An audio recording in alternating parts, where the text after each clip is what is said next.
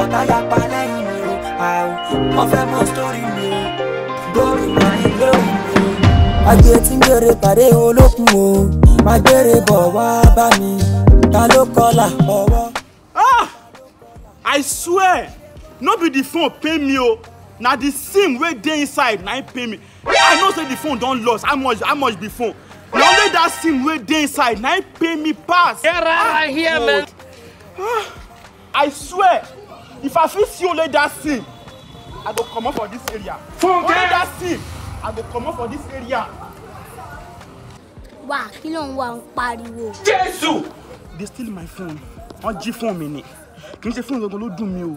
SIM tó ń gangan ló dùn mí ju SIM yẹn nìkan ni. Only that sim. Bá ti lè rí SIM yẹn máa kó lè yà pátápátá ni. Sanpa long. God. Oh my God. And I know say na your boy steal am.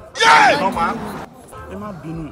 Tẹ́ pé SIM yẹn nìkan ni kẹ́kọ̀ọ́ bá mi wá SIM yẹn mo ti wà okay. Tó bá béèrè fóònù ẹ̀ ṣé make thunder fire you.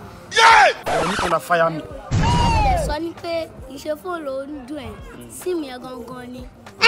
SIM gangan ni. SIM yẹn nìkan ni. Bá ti lè rí SIM yẹn máa kó lè yà pátápátá ni.